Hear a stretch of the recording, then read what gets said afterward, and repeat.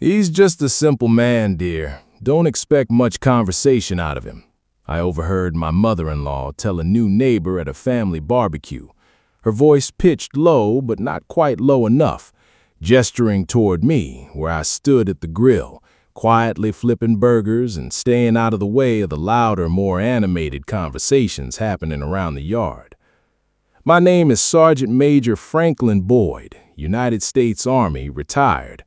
I was 67 years old standing at that grill, hearing my wife's own mother describe me to a stranger as unremarkable, and I kept flipping burgers because correcting a mother-in-law's opinion of you at a summer barbecue has never once in the history of families gone particularly well for anyone involved. I need to explain how a man ends up being quietly dismissed by his own wife's family for over 3 decades, because it didn't happen by accident, and understanding it requires going back to the beginning of my marriage to Linda. I met Linda when I was 31, already 12 years into a military career that had, by that point, taken me through combat deployments in a specialized role I still discuss only in the most general terms with anyone, including, for most of our marriage, Linda herself.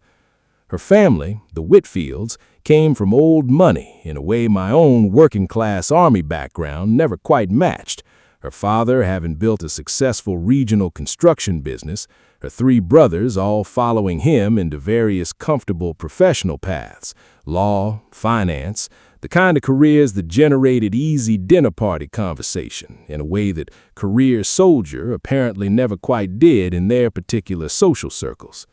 I remember our first extended family dinner together, shortly after Linda and I got engaged, sitting at a long table while her father and brothers discussed a recent commercial development deal in exhaustive detail, occasionally turning to me with a polite but clearly perfunctory question about the Army, questions I answered briefly and generally, watching the conversation pivot immediately back to topics that felt, to them, considerably more substantial. I didn't take particular offense at the time. I told myself it was simply an unfamiliar world for both sides, that time and familiarity would eventually smooth over whatever cultural gap existed between a career soldier and a family of successful businessmen and professionals. I want to be fair to the Whitfields here. I don't believe their dismissiveness toward me over the years came from active cruelty, so much as a kind of persistent, low-grade cultural mismatch, a family that measured worth largely through visible professional and financial markers, encountering a quiet, unassuming man who possessed neither the vocabulary nor, frankly, the inclination to translate his military career into terms that would have registered as impressive within their particular framework. Linda and I married quietly, a small ceremony her family attended with what I recognized even then as polite tolerance rather than genuine enthusiasm.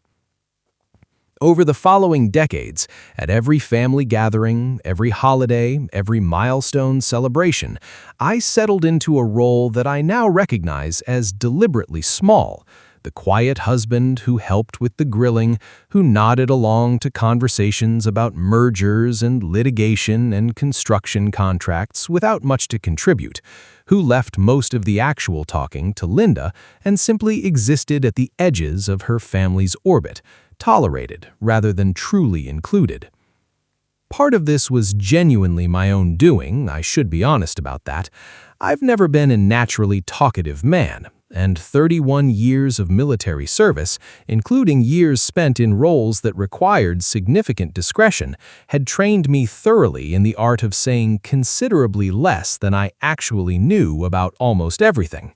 When Linda's brothers discussed their careers at length over holiday dinners, I rarely offered much about my own, partly out of genuine security requirements during my active years, and partly, as the years went on, out of a kind of learned habit that outlasted any actual operational necessity. Linda knew more of the real story than her family did, though even she didn't know everything. Some details I've never fully shared with anyone outside a small circle of former colleagues. But she understood, in general terms, the shape and weight of what I'd actually done during those 31 years, understood it well enough that she'd occasionally, gently, encourage me over the years to share more with her family, suggestions I usually deflected with some version of, they wouldn't really understand the specifics anyway, a rationalization that let me continue avoiding a conversation I'd simply never found comfortable initiating. Looking back now, I think some part of me had also quietly accepted the Whitfield family's low expectations of me as a kind of convenient shield, a way of never having to risk the vulnerability of actually being fully seen and possibly still found wanting by people whose approval, I realized only much later, I'd cared about more than I'd ever let myself admit. I retired 11 years ago, and the pattern with Linda's family continued largely unchanged into retirement. The same low-grade dismissiveness, the same assumption that I was simply a pleasant, unremarkable presence at family gatherings, useful for grilling and yard work, not particularly worth deeper engagement beyond that. The barbecue comment, just a simple man, wasn't actually new information to me. Versions of it had circulated within the Whitfield family for decades, communicated less through direct statements and more through the accumulated weight of countless small moments, being seated at the far end of tables, being asked fewer questions than Linda's brothers and their wives, watching conversation topics shift quickly past anything related to my career whenever it briefly surfaced. I'd absorbed all of it over 30 years with the same quiet equanimity I'd applied to plenty of harder things during my actual service. What changed wasn't anything I did directly. It began instead with a phone call I received about 4 months ago from a colonel I'd served under decades earlier, a man named Colonel Reyes, who had since my retirement stayed involved with an ongoing military records review initiative, part of a broader effort to correct historical gaps in recognition for soldiers whose service, for various bureaucratic and operational security reasons, had never been fully documented or recognized at the time it actually occurred. Colonel Reyes explained that a review of records related to a specific operation I'd been involved in decades earlier, one that had remained partially classified until relatively recent declassification efforts, had revealed that I should have received a specific decoration at the time, one that had simply been lost in the administrative complexity of an operation whose full details weren't cleared for standard processing procedures back when it actually happened. The review board, he told me, had confirmed the oversight and formally approved correcting the record, which meant, practically speaking, that I would finally be receiving a decoration more than 3 decades after actually earning it. He walked me through some of the specifics over that call, details about the review process itself, how a small team of historians and record specialists had spent nearly 2 years cross-referencing operational logs against personnel files, discovering in the process a small number of similar oversights across several units from that same era, cases where the sensitivity of an operation at the time had inadvertently caused legitimate recognition to simply fall through administrative cracks that nobody had thought to revisit for decades. I was, apparently, one of 11 such cases identified in that particular review cycle.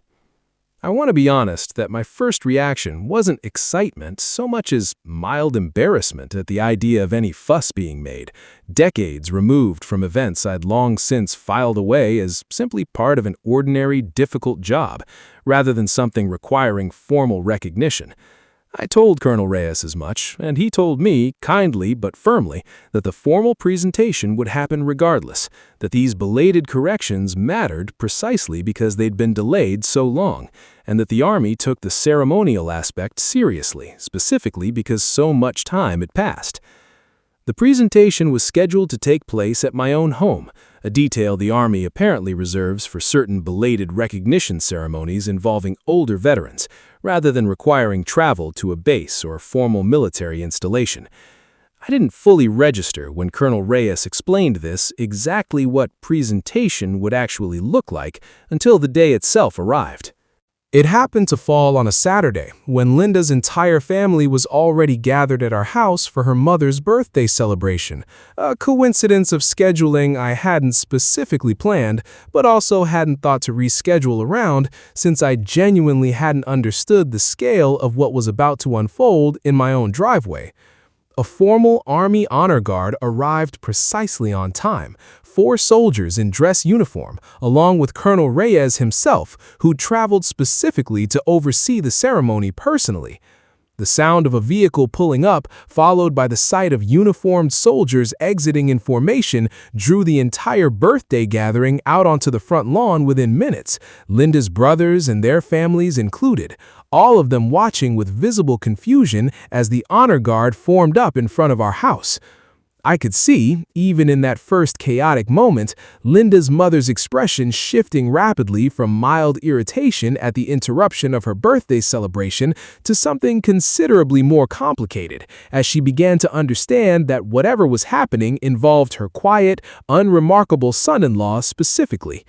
Her youngest brother, standing near the mailbox with a plate of cake still in his hand, simply stopped moving entirely, watching the formation with an expression I'd never seen on any Whitfield face directed toward me before. I want to describe what that moment felt like, standing in my own driveway in casual weekend clothes while 4 soldiers in dress uniform executed a formal ceremony I hadn't fully anticipated the scale of. Colonel Reyes reading a citation aloud that described, in careful official language, the specific nature of the operation and the actions that had earned the decoration being presented.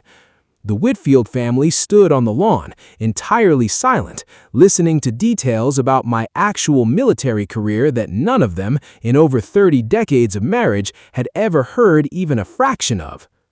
Linda stood beside me through the ceremony, and I watched her face as Colonel Reyes spoke, watched her absorbing details even she hadn't fully known before, the specific operational context that connected directly to fragments she'd heard over the years without ever understanding the complete picture. When the ceremony concluded, decoration formally presented, the honor guard executing a final formal salute before departing, there was a long, strange silence on that lawn before anyone quite knew what to say.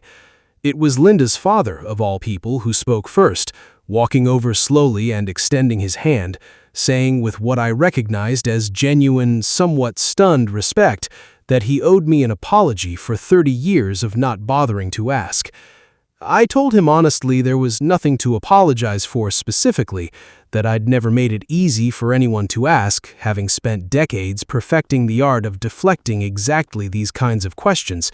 but I appreciated the gesture more than I let on in the moment. The weeks since have been strange, honestly. A kind of slow recalibration within Linda's family that I'm still getting used to.